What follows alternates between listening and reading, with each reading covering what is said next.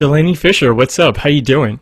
Hey, what's happening? I'm doing all right. How are you doing? Thanks for I'm having good. me. Oh, my pleasure. I'm a big fan. I'm a big fan of your podcast. I'm a big fan of your business, which we're going to get into. I'm a big fan of your stand-up. Um, Oh, thank you. I know you're in. I believe you're in Los Angeles. So how's the Yeah. whole quarantine situation over there? It's a weird time, man. It's a weird time, but we're kind of in the situation where like everybody is pretty much in a mask when you step outside, and there's a line at the grocery store still, and they're not going to let you in the grocery store unless you have a mask with you. Hmm. And so it's like, everything seems fine indoors, then when you kind of step outside, you're really reminded like what's going on. But despite that, like I'm very grateful. Like I feel pretty good, despite everything that's happening. And because I've been working for myself for like a year and a half or so, my day to day hasn't really changed much due to the quarantine and stuff, since I was already working from home and running my own businesses and stuff. So I'm holding up okay. I kind of feel guilty saying that, but like I'm doing all right. Yeah, How yeah. about you? Where are you calling from, or where are you in from? So I'm from and live in South Florida. So Oh, okay. yeah, I'm in a small town, Boynton Beach, but it's the same thing. Like everyone's just being careful, and I'm wearing my mask. Everyone else is wearing their mask, but it, Yeah. I'll tell you, it's so hard to stay quarantined when it's so nice outside. When you have, Ah, yeah, yes. yeah. So agree to that. Big time. I've been going on a lot of walks. I go on like, I walk for like 3 hours a day now, because it's Oh just, wow. what else are we gonna do, Yeah. right? And the weather is lovely in California, Oh as I'm yeah, I sure bet. also in Florida too. So yeah, it's hard to stay inside when it's so beautiful. I totally Yeah. get that. Well, I want to start off with this interview talking about your stand up. I mentioned I'm a big fan of your stand up. I've seen a few of your stand up on YouTube. You started it when you were 21. What got you into doing that? Yeah, so I started actually in college. One of my best friends in school kind of tricked me into taking this like solo performance class with her at our. We went to UC Santa Barbara, and the final for that class was like to write and perform an original monologue in front of a live audience, which I did not realize at the time, and I was very scared to do that. So like my friend like really kind of pushed me into this class, thinking that I would be decent at it. And my monologue ended up kind of basically, I was like doing stand up without realizing it. And so from there, that led me into kind of doing open mics. Hmm. And when I graduated, then I really kind of like immersed myself in the Los Angeles comedy scene. And then I produced my own show, and I started getting booked on, other shows and comedy festivals, and I got a couple TV spots and all that. So it really all started in college, though, from my friend basically tricking me into doing it, and lovingly pressuring me into it. It's basically how it happened. did did you do like improv too to prepare for it, or you just jumped to stand up? I started doing stand up first, actually, and then I ended up Hmm. taking an improv class, I would say maybe a year or so after I started doing stand up. So stand up came first, and I tried everything as far as like comedy and entertainment. I was doing improv, I was doing stand up, I, taken acting classes, and, I wrote a movie that got picked up by Lifetime. Hmm.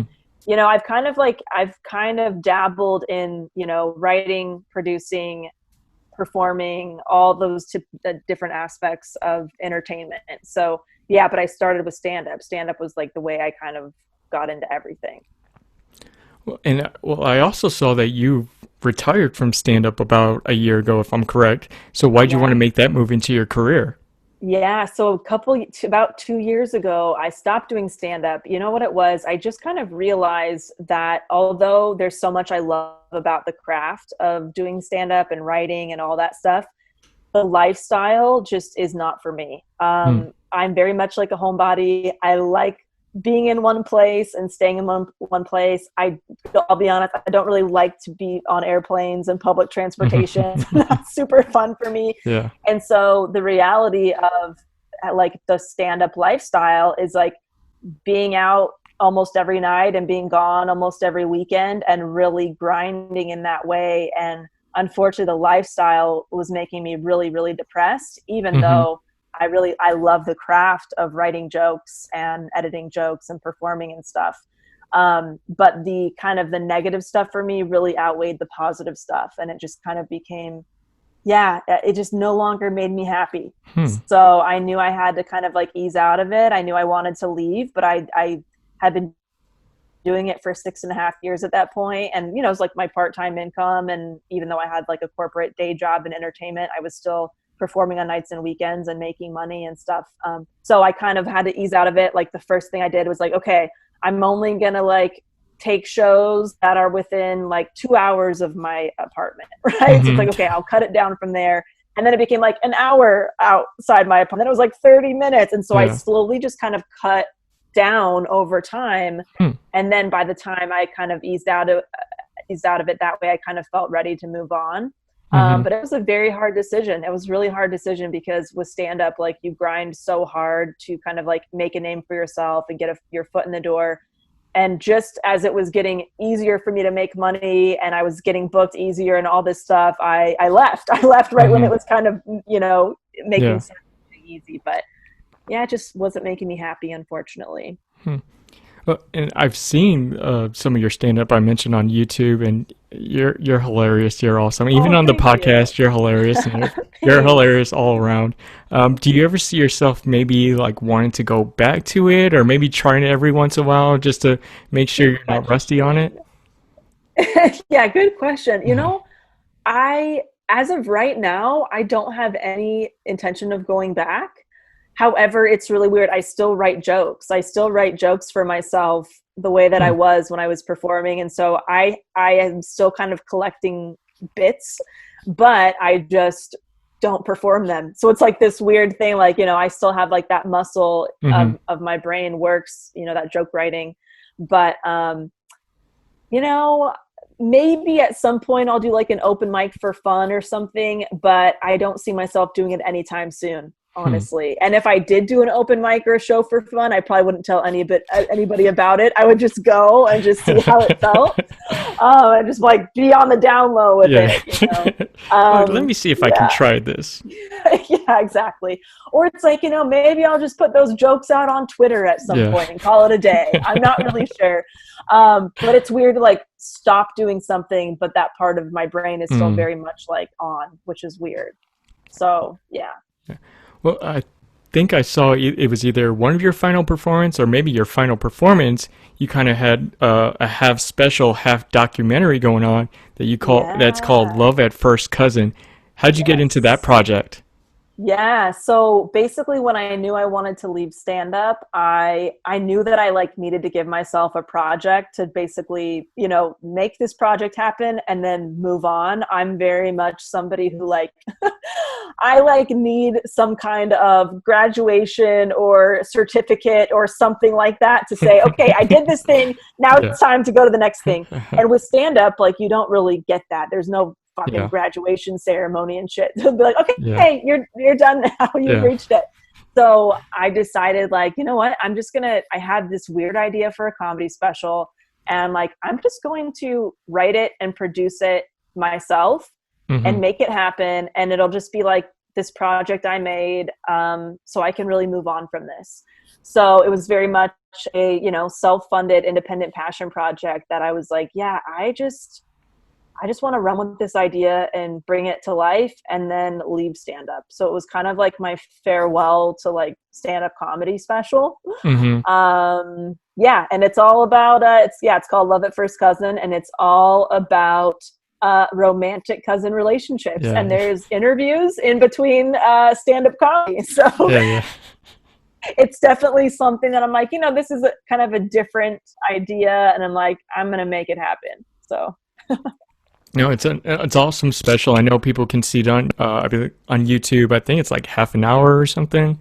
But you blend in your own stand-up too. And my favorite, I guess, skit that you mentioned is that you feel pressured.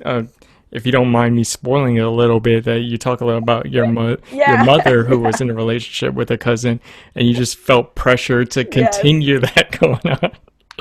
The tradition. Yes.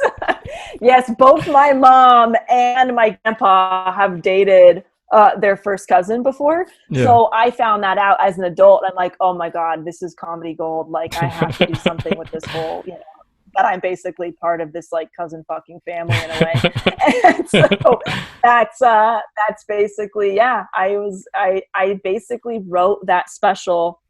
It was really quick. I wrote all the material for that in the course of 2-3 months while I was performing it. So like I had some of the jokes already, but the majority of the material you see in that special was written as like, okay, I'm leaving stand-up in 2 months, so let me just write as much cousin material as I can and perform it and test it out and get this thing done with. So, you know, it was kind of uncomfortable in the sense that most comedians' first comedy special is like an accumulation of like 5 years, 8 years, 10 years of their stand-up career. And it's all like their best A material jokes in one jam-packed special.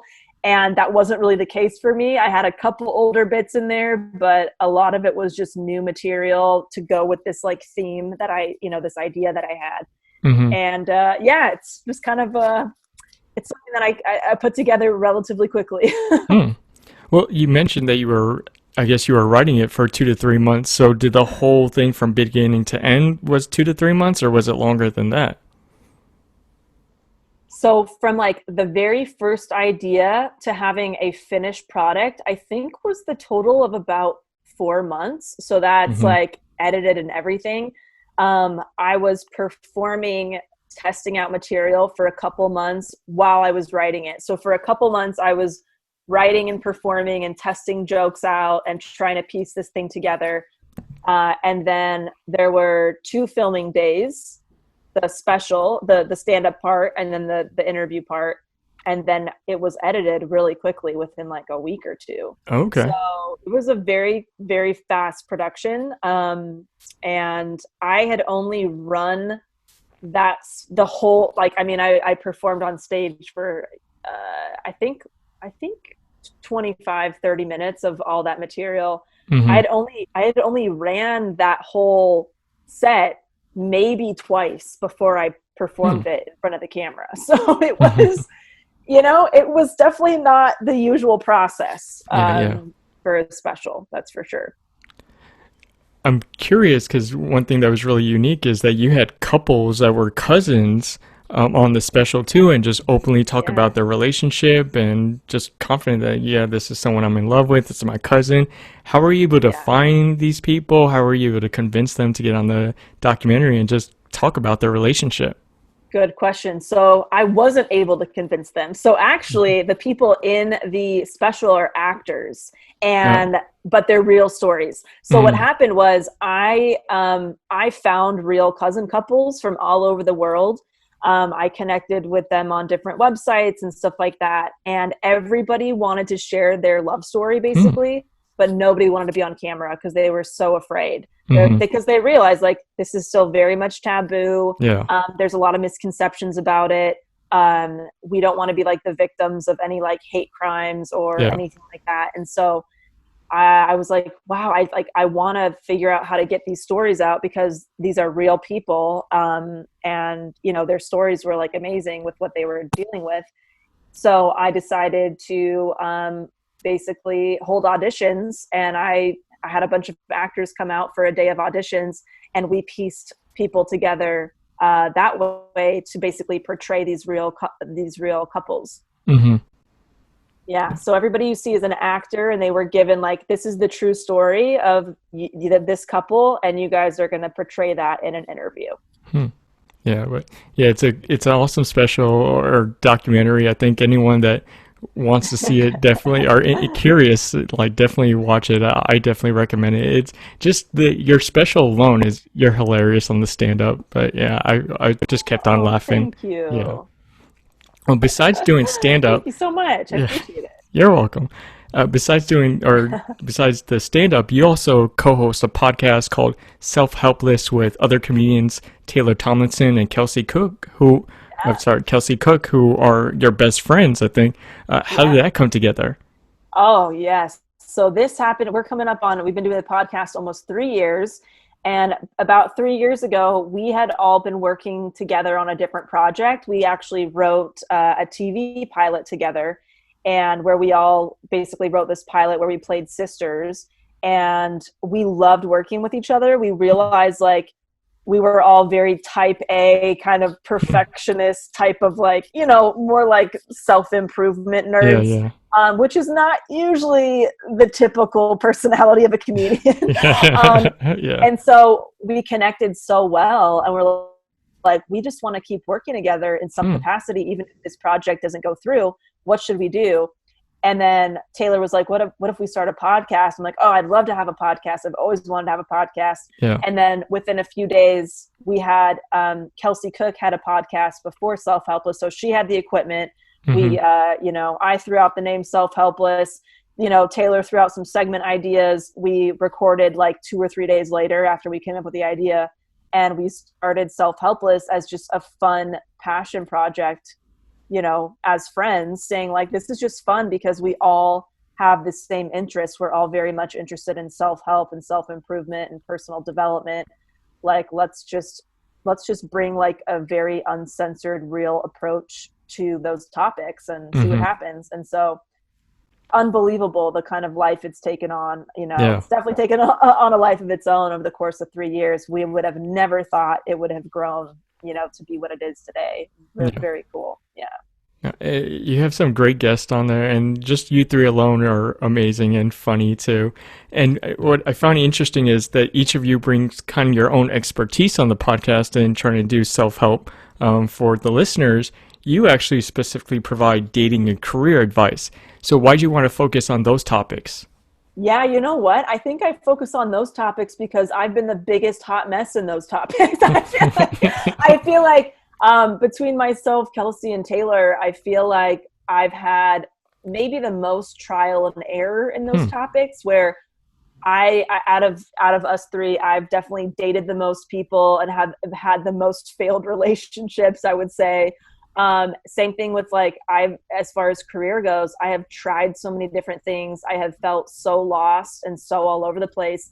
And now to be in a place where I love my career, I love what Hmm. I do. I finally feel like I figured out like what I should be doing. Hmm. And I'm in an amazing relationship. I'm Hmm. getting married next year and everything. And so I think I realize how shitty it can feel Yeah, yeah. when you don't feel like you're dating the right people or with the right person, or you feel like you're a really hard worker, but you just don't know where to put that energy to like make your dream career happen, or, you know, Hmm. you don't even know what you want to do.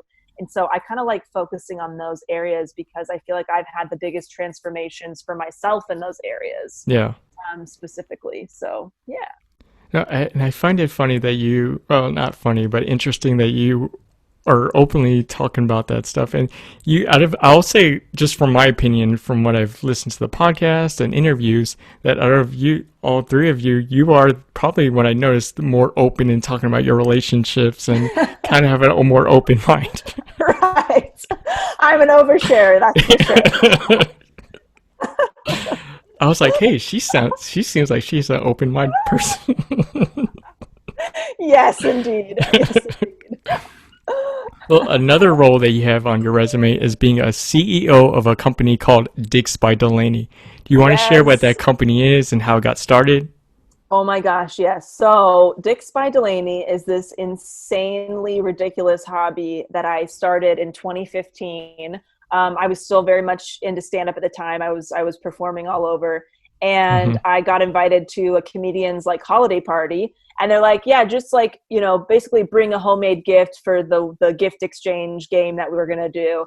And so I just took I took a white coffee mug and I painted a bunch of colorful penises on this coffee mug as a joke. Cause I'm like, what else am I going to bring to a comedian a Yeah. holiday party? They're not going to care. Right. Yeah. So I brought this mug and people ended up loving this mug. It got stolen, you know, 3 times in the game, like the most amount of times it could get stolen. Uh, People were asking like, who made this? Like, who brought this? I'm like, yeah, yeah. you Yeah. know, I made the dick mug. I mean, what? So weird. And then before I left that party, one of my friends was like, hey, if I give you some money, will you make a set of these dick mugs for my home? Oh, And I'm wow. like, yeah, I guess. Like, Yeah.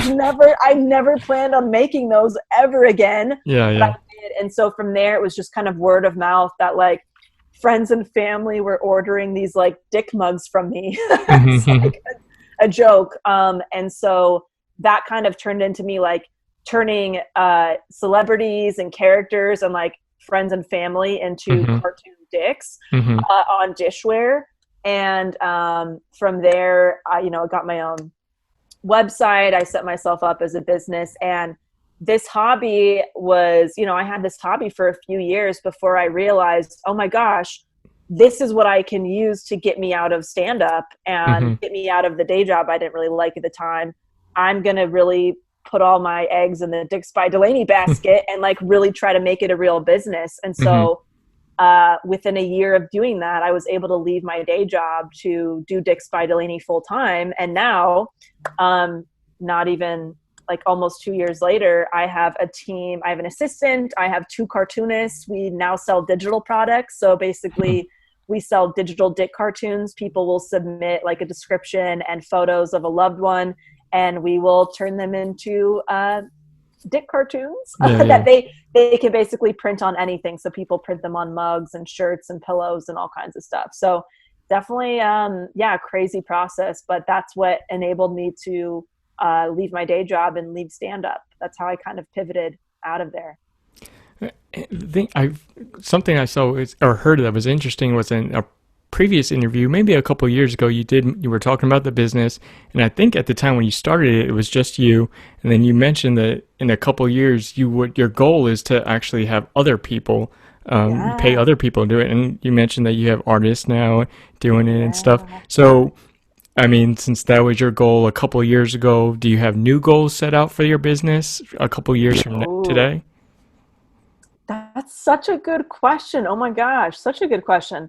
With Dicks by Delaney, I just think the goal there is to just continue to hire up and coming artists. Like, I love the fact that our cartoonists are like, pursuing their dreams. Like, one of them wants to be an animator. The other one is like an incredible watercolorist. And so for me, my vision with Dicks by Delaney is just to be able to grow enough to continue basically, supporting artists and cartoonists and stuff. So like, my vision is just to have as many artists working for Dicks by Delaney as possible. And basically for us to send these things all over the world, which we've been doing, for a little while now. And just to kind of see it grow from that core value of just like spreading laughter and supporting artists is kind of the vision there. And I looked at the website, and the images on the mugs are awesome. After this interview, I actually want to sign or buy one or put my photo up or something. But I'm just curious of how it works, because I saw something like if someone sends you, I guess, 2 images of themselves, you'll have them like drawn out or the image on a mug. So I'm just curious of how that whole process works. Yeah. So right now, we have like, if you go to dicksbydelaney.com, we have a little form that you fill out, and you just basically upload a couple photos of the person that you want turned into a dick. And then you just answer a couple questions and, submit payment. And then that order is sent to our cartoonists, and they create basically a digital illustration of that person, and then we email it to you, and then we also direct you like, hey, if you want to get this printed on something, here's a resource to do so, and then you can take that image and print it on whatever you want. So our customers have printed them on, like, somebody printed it on a birthday cake recently, wedding invitations, pillows, t-shirts, oh my god, just framed, just hilarious. Phone covers, like, they've done such creative stuff with it.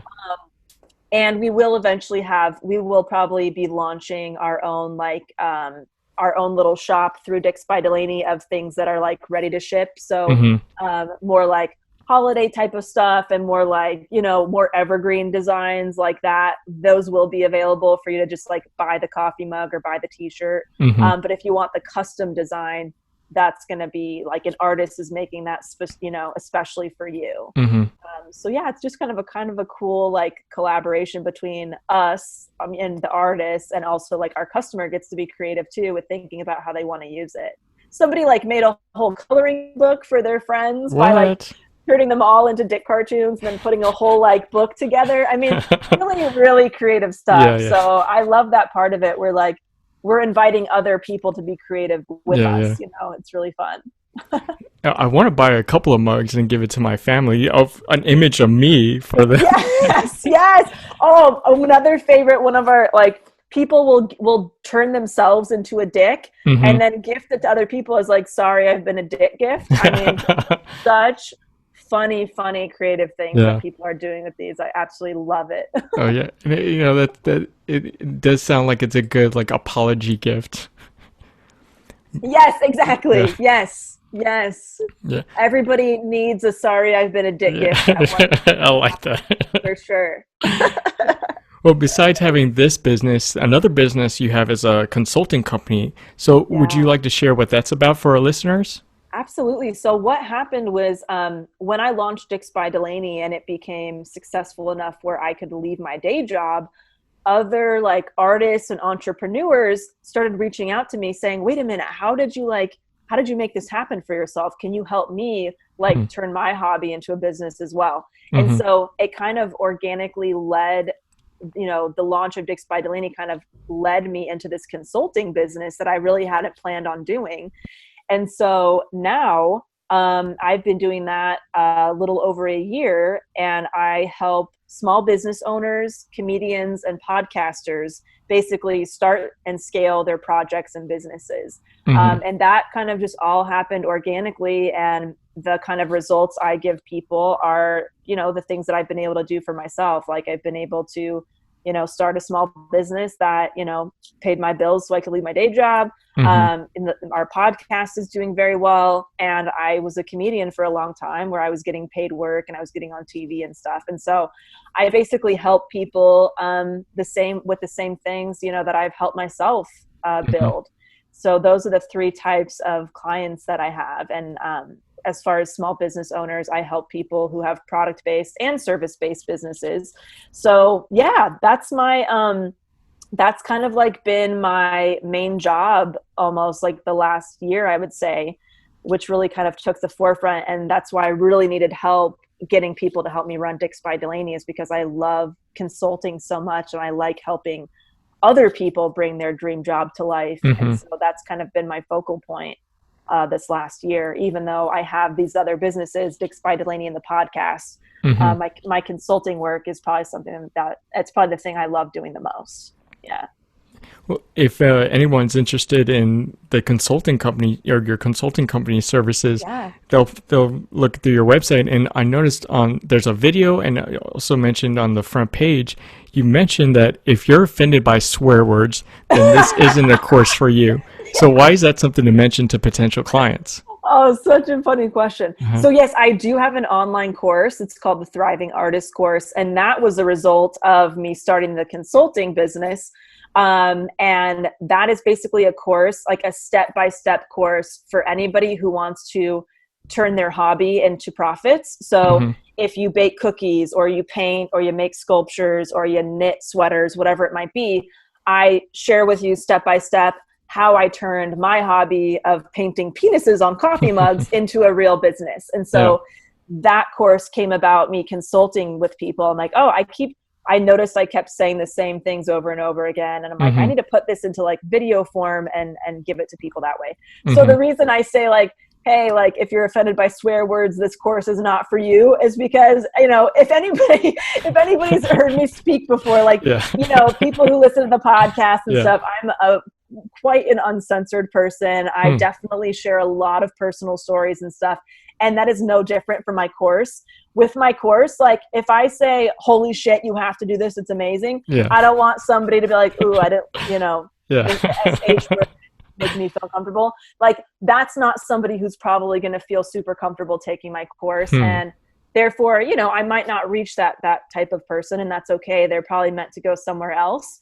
So I just kind of like to let people know what they're getting into with me, that I am not your typical business consultant or business coach. Mm-hmm. Like I can be very blunt, I can be very uncensored, and Mm-hmm. I will share my most embarrassing mistakes with you so you do not make the same ones. And I think for me, that's how I like to learn. Like Mm-hmm. I like to hear somebody's personal experiences, so I can plug those into my own life. And so that's the way that I teach. I'm not like a general vague type of person. I'm like, hey, here's what I think you should do. This is what I did. This is how I messed up. Here you go. So, yeah, that's what you get with me. What you see is what you get. Well, for our listeners, is there like maybe a small sample or a tip that you can share that you usually give for your course that you may, I guess, convince them to sign up for any of your services?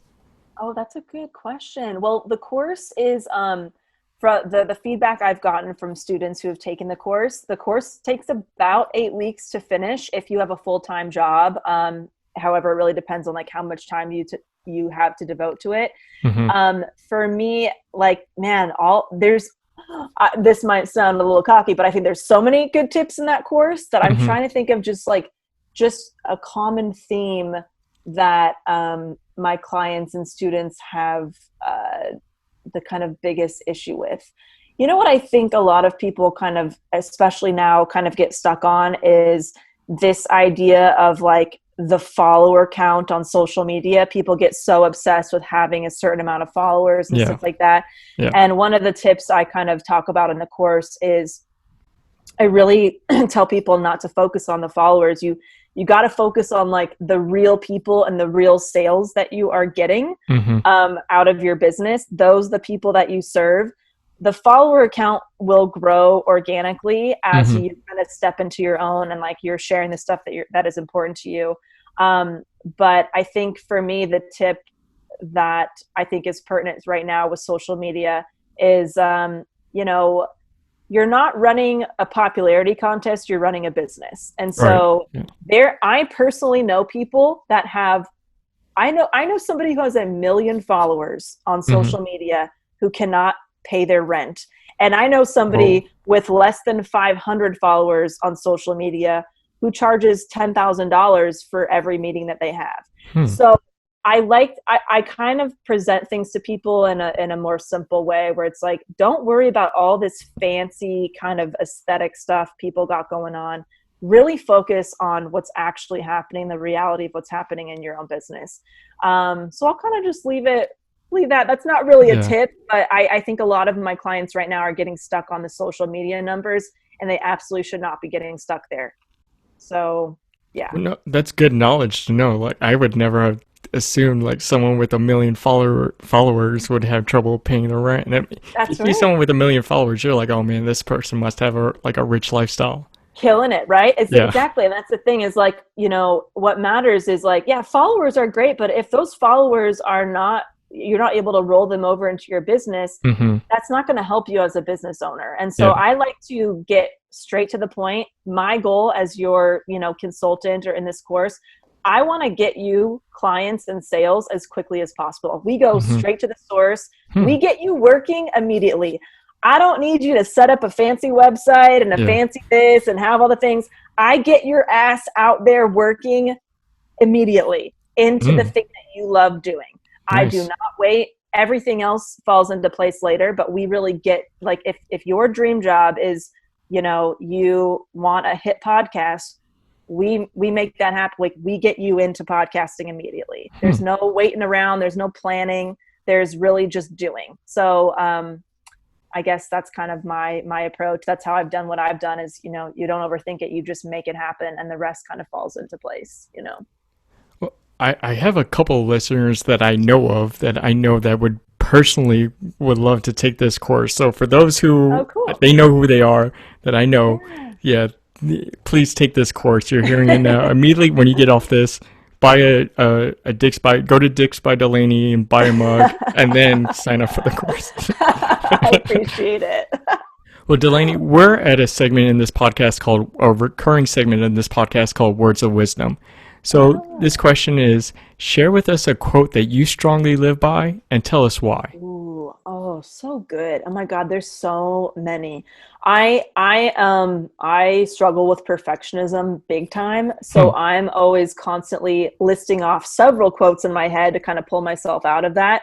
And one that I continuously repeat to myself when I find myself getting stuck on like obsessing about something really small, I just ask myself, will this matter in 5 years? Will this matter in 5 years that I'm obsessing over what color to put on, the highlight bubble on my Instagram. You know what I'm saying? It's like, this is not going to matter. Instagram will probably be gone in 5 years. Who knows? And so those are the types of things I tell myself to really pull myself out of that like perfectionism spiral. And another thing I do is not really a quote, but really like when I feel really nervous about something, especially when it comes to trying something new, I look at past evidence when I've tried something new in the past and how I felt and what ended up happening afterward. And that always is really comforting. It's like, okay, I know I'm really nervous to like, do this next project, but remember when I was really nervous to like try stand up for the first time and like how that felt and like what happened after. I just pushed through and I kept doing it, and I'll have to do the same thing with this. And it's okay to be nervous and scared and totally freaked out when you try something. That's totally normal.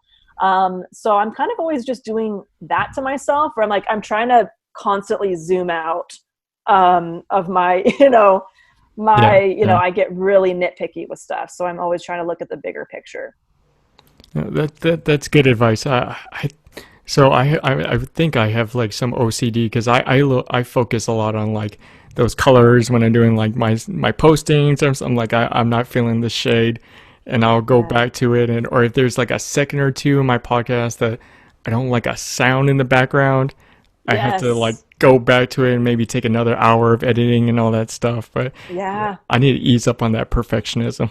Yeah, you got to ease up. You got to ease up on it. And it's so hard. I know it's so hard to do, but like, I mean, I remember like obsessing over like how to organize the paints that I was using to like paint my dick mugs. And I'm like, I obsessed over that so much, and now I don't even hand paint mugs anymore. You know what I mean? It's like I spent so much time on a thing that I'm not even, it evolved into something totally different. And so I'm always kind of reminding myself, like, snap yourself out of this like this spiral, Thank you. Before we wrap, is there anything you want to share with our listeners?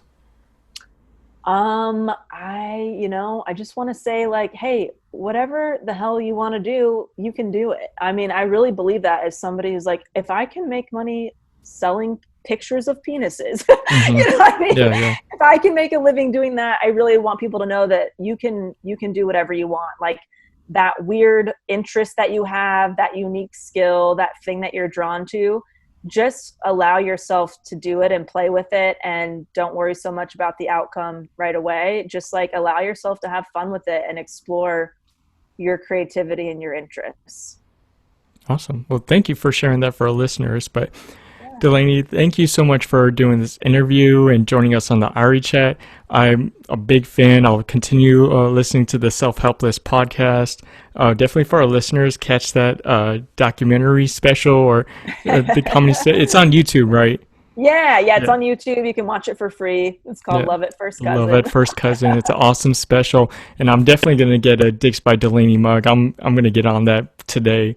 So yeah. I'm